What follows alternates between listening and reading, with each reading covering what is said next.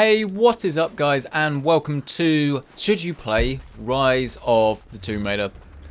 Not necessarily a video I thought I would be doing so soon. If you'd asked me sort of October last year when it was mid-gaming season, because it's had a bit of a weird history, and I'll get the slight rant out of the way early. When this game was originally announced, and of course it was announced as a Xbox exclusive, I have been more annoyed really with the game than I have ever been before.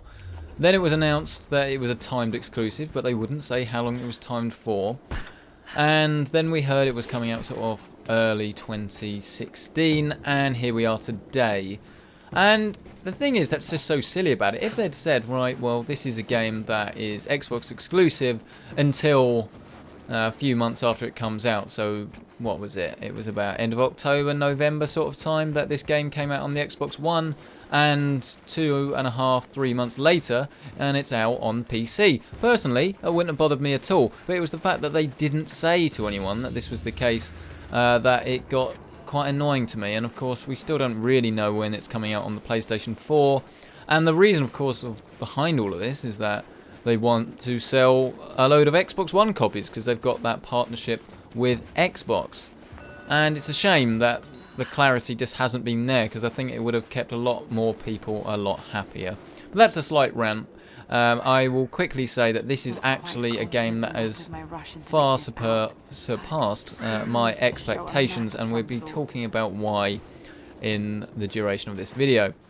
So this is Rise of the Tomb Raider, and the first thing you'll probably notice off the bat is that it is a very, very, very good looking game.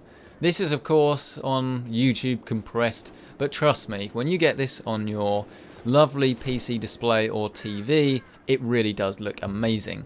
The thing that this is here, this is a little memorial mural type thing, and if you have the required skill you can show some of the secrets in the surrounding area if you're wondering what that is. So this is Rise of the Tomb Raider. We are 4 to 5, probably about 5 hours in. And it's a bit of a difficult one with games like this to sort of do a rolling gameplay, should you play, because of course it's a semi-linear story-based game, so that the longer you leave it, the more risk you have of showing spoilers, but obviously the earlier you do it, the less experience you've got with the game. So I like to think I've got this balance quite right, and we've seen quite a lot of the story so far, but yet we haven't gone so far that it's going to ruin a lot of things for you. Now immediately, if you've played Tomb Raider, you might have noticed that this is sort of looks fairly similar to what you would have seen before in the original Tomb Raider, and you would be correct in thinking that. It feels very, very similar, but it just feels like a evolutionary sequel, and in some games that's not a good sign at all. I mean, you want something a bit fresh, a bit new. People were saying this about Call of Duty, of course, for an incredibly long time. But not so much with this game, I have to say. Oh dear. Oh dear, am I dead? Oh, well, that wasn't very good. Aside from a very few minor issues, I would say this is really a close to perfect version of what they could do, I guess, while working on improving the original game. We start by talking a little bit about the performance, and we go into the options menu to do this. The graphics are very good, as I've sort of already mentioned, but you are going to need a powerful PC to do this. I'm running this at 1440p. At present, I'm running it at 1080 for the duration of this video. Anti-aliasing, I did a Snapchat on this. Do not put it on SMAA or SSAA times 2. Actually, SMAA might be alright, but if you put it on SSAA, then literally your frame rate, you'll lose about 60-70% of your frame rate. Don't do it, very silly. If you go into the proper graphics menu though, you can see you've got all these different things here. The main things you need to know are texture quality. You're going to need a 3 gig card. Very high, you're going to need a 4 gig card.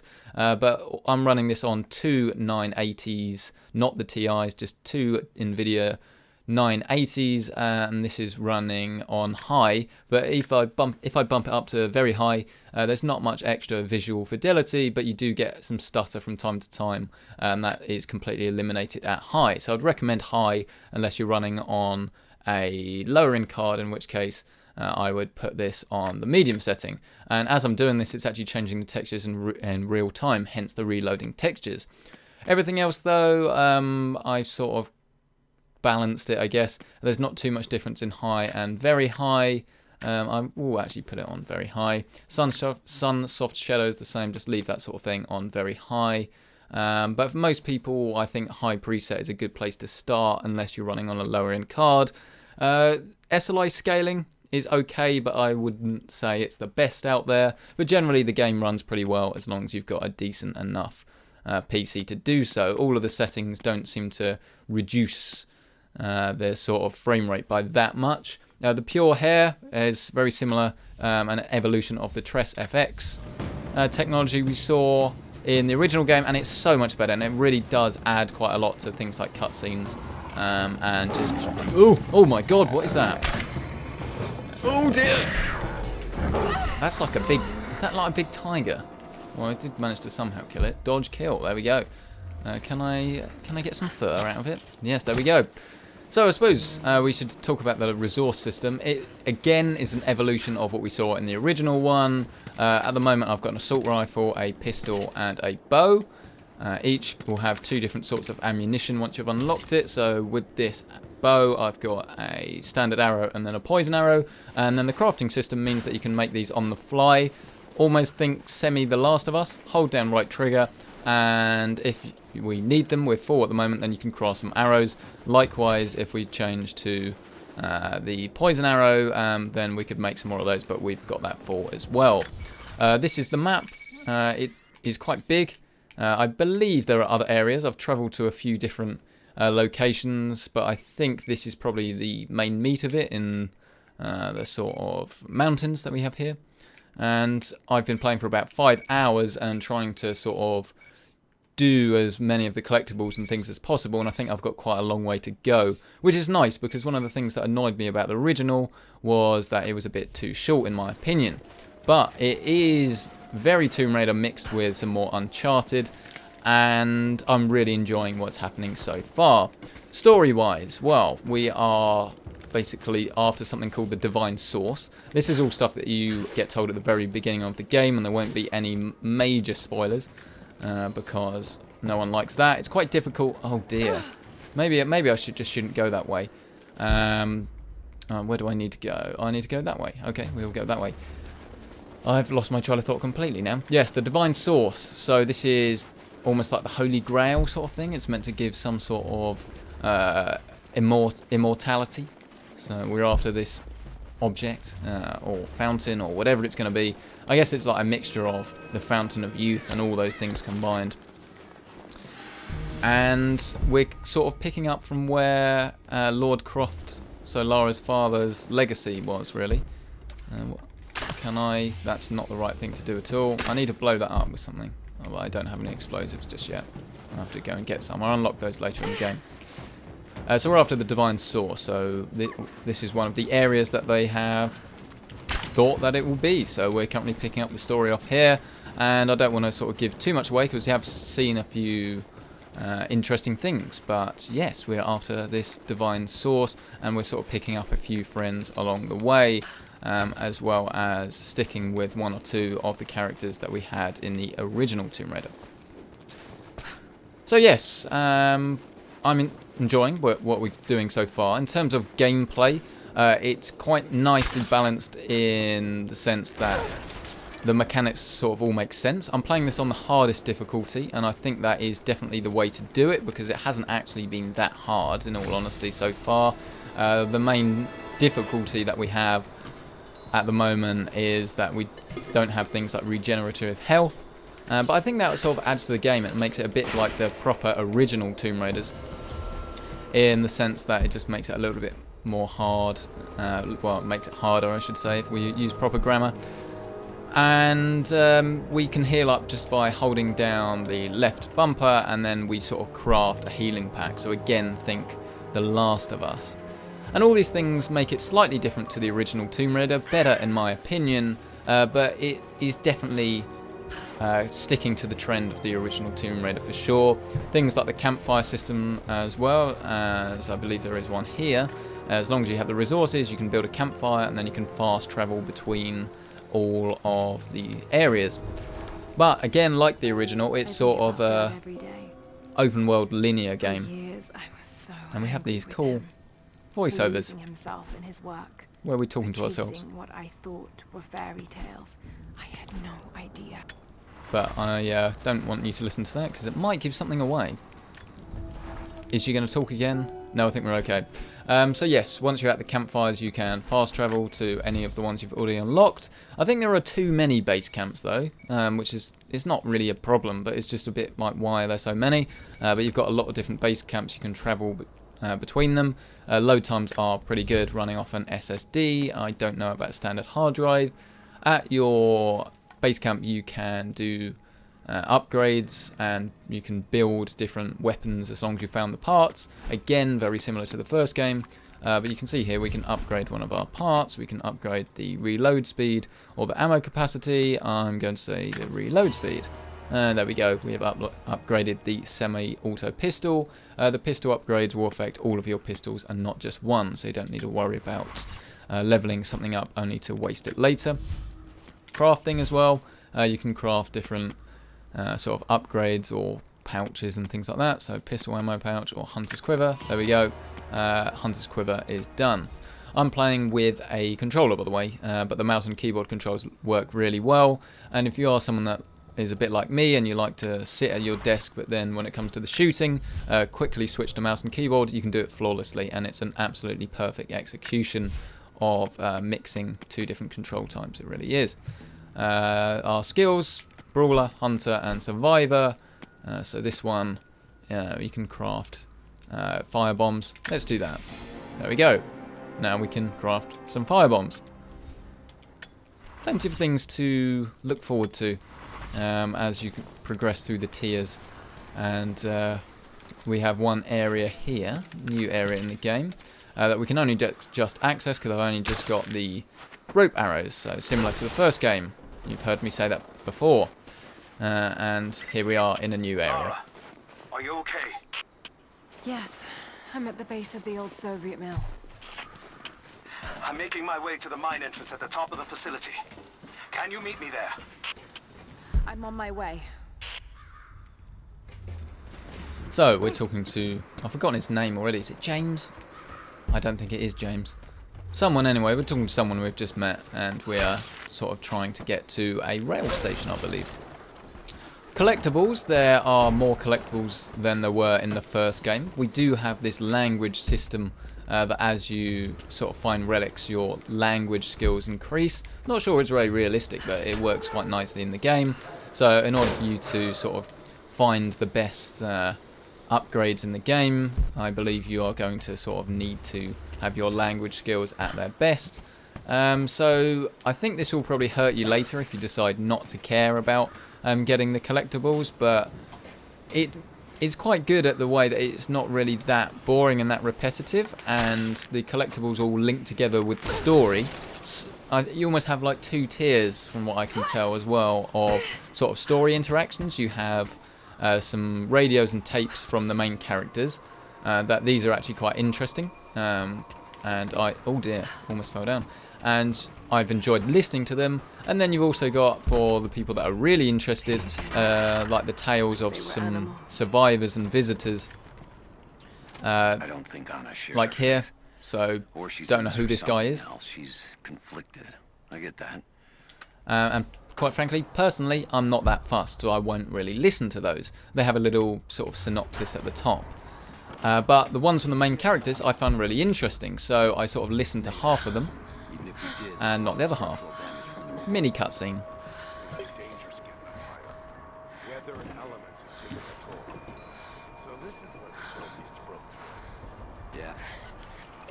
So there we go, now we've got a Molotov cocktail. We're unlocking quite a lot of stuff quite quickly, actually, I have to say. But that makes it more interesting. And you can go loud or you can play it stealth. I just got an achievement. How about that? Fire starter.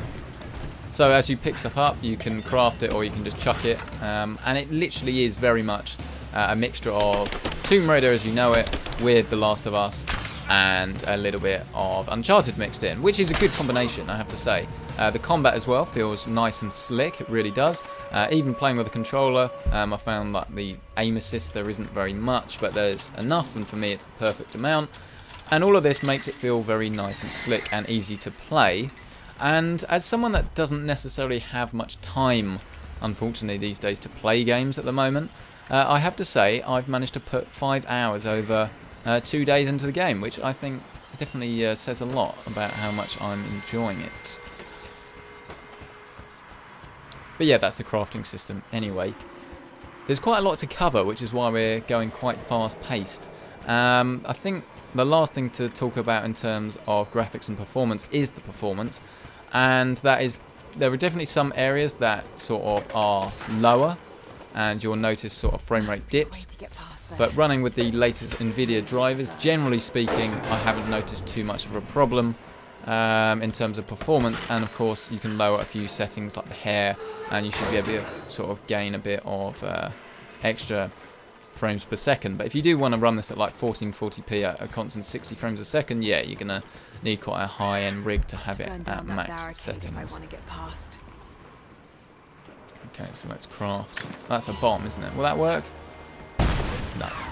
I'm going to need to find a bottle. There we go. We're going to need to flame it up, and we're going to need to throw it. And there we go.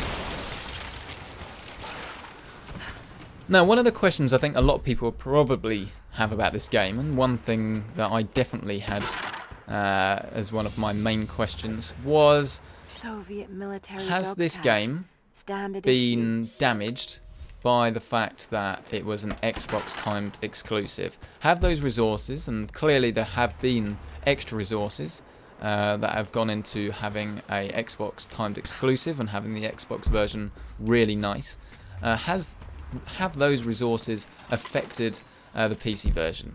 And from what I can tell, the answer is no. This is one of the best PC ports actually we've had recently. Much better than Batman, but that wasn't really too difficult to do. And in all honesty, I'd say it's just as good as the original port was.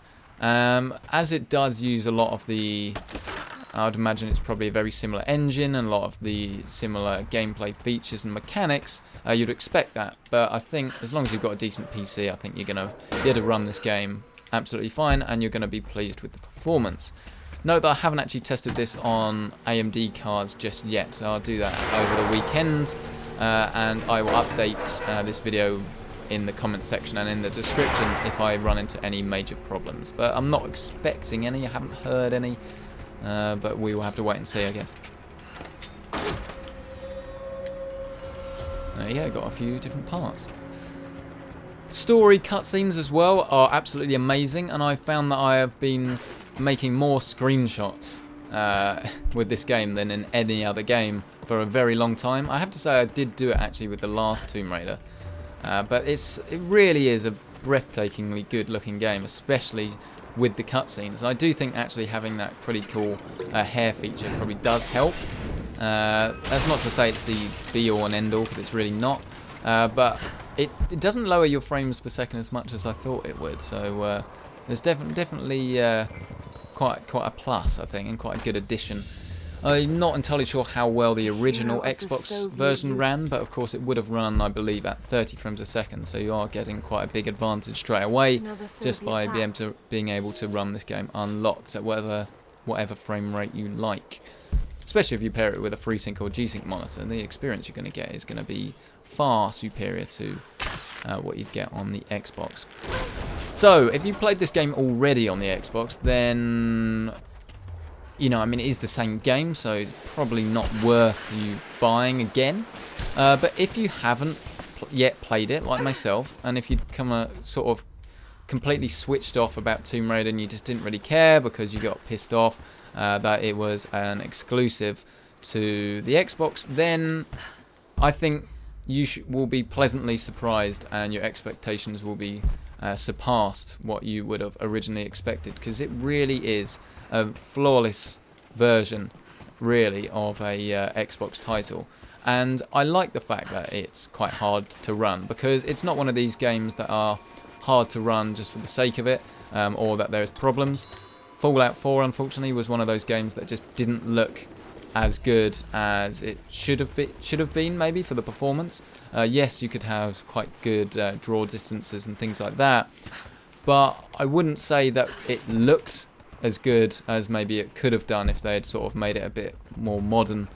But this game is completely the opposite. It's not the easiest thing to run, but it really is one of the best looking games out there. It's easily up there with the likes of The Witcher, and the lip sync as well in this game is absolutely fantastic. I don't really know how they've done such a good job. I'm assuming it's all sort of mocapped. But yeah, it's made me very happy, I think is the best way of describing it. It's made me very happy to see a game get a treatment like this, because I've been a fan of Tomb Raider games for such a long time, and this may make people frown a little bit, but I do have an emotional attachment to the series. I started playing the Tomb Raider games with my father when I was... Alright, my dad. I was trying to sound posh then. Sophisticated, but no. Alright, just call him my dad. Daddy, how about that? I started playing this game with my dad when I was, I don't know, maybe 6 or 7? Yes, probably too young to play Tomb Raider, but whatever. And we used to play that together. So, as one of my first video games of all time, I've got quite a large emotional attachment, and thus I would say it's quite difficult for me to be really impressed with the Tomb Raider game. But they've definitely done it here, and I'm just really enjoying playing it. Should you play Tomb Raider? Should you play Rise of the Tomb Raider, to be completely factually correct? Yeah, you really should, because it really is a very, very good game. It's a very good PC port. The story's very good. The cutscenes are amazing. It's a good thing to show off your system. And ultimately, it's going to be a great addition to your library. And I believe it's not even as full price as some other games are. You can pick it up fairly reasonably, I believe. I don't want to give a price. I believe on Steam, is it £30? That could be completely wrong. So, yeah, if it is wrong, I apologise. I'm dead. That was a mistake, wasn't it? But it's so good to see a game on PC that pushes the boundaries of what's possible while still being a good version and not having any problems. When was the last time we realistically had a PC game that looked good but didn't have very many problems? Probably The Witcher 3, which wasn't that long ago, but that did definitely require a beastie rig to get the most out of. But yeah, if you played the previous Tomb Raider, this game is a given. It really is. It's just more of the same, but the same better. I mean, just look at this right now. Look at the draw distances, and just it's so good. It really is. But if you were bored of the original Tomb Raider, if you played the original Tomb Raider, you thought it was boring, you didn't like the mechanics, yes, this one is better, but it's not probably better by that much. I mean, not too much really has changed. It's not a game changer. It's just a better version, if you like. So yeah, you probably, if you didn't like the original, you probably won't like this. But if you never played the original, you're not really missing anything out either by starting with this one. I think it would make sense to start with the original one, but it hasn't started with all the same characters that you had in the first game and continuing it off. It's pretty much completely standalone, really. And while I'm sure it will tap into some of the things we had in the original, it's by no means required at all. So if you really do want to get in touch with the latest, this is probably going to be the way to go. If you want a game that's going to be able to run at 4K on modest hardware, then yeah, you're completely out of luck. This is not the game. If you look at the NVIDIA website, even if you're an AMD gamer, they have a really good performance guide and show you what all the different settings do and how much they're going to affect your frame rate. They actually recommend SLI Titans, I believe, with 12 gigabytes of VRAM to actually run this thing at max settings at 4K. So you're probably not going to be doing that.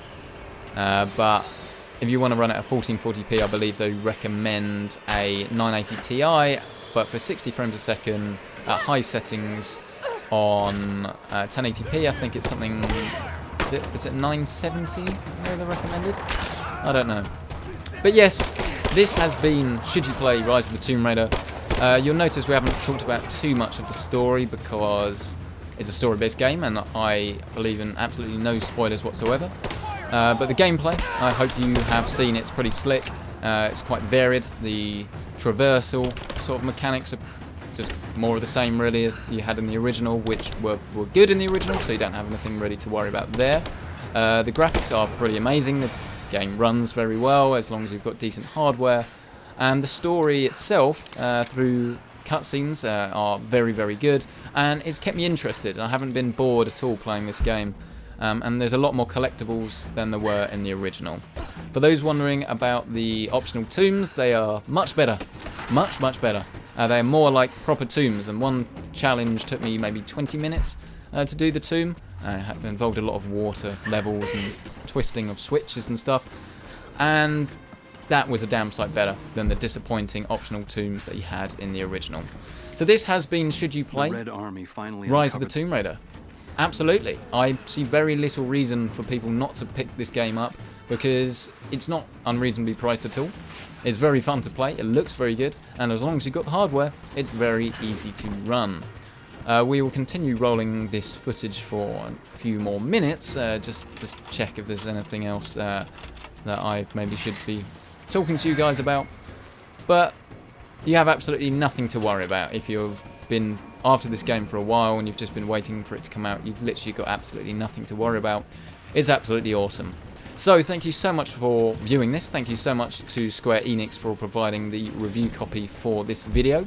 If you do want to know what hardware we're running this on, then you can check out the PC-centric build guide for the Skylake build that this is running on right now. And you can find that on the channel. There's a 3-part build guide that will show you everything you need to build your own PC, and if you are planning on building the exact same parts, then you will literally have a one-to-one guide that will show you absolutely everything you will need. But for the rest of you that have already got a PC and want to get this game, don't hesitate, it's awesome. So, this has been Should You Play Rise of the Tomb Raider. It's a resounding yes. Thank you so much for watching. Don't forget to subscribe if you haven't already. And I will see you in the next video.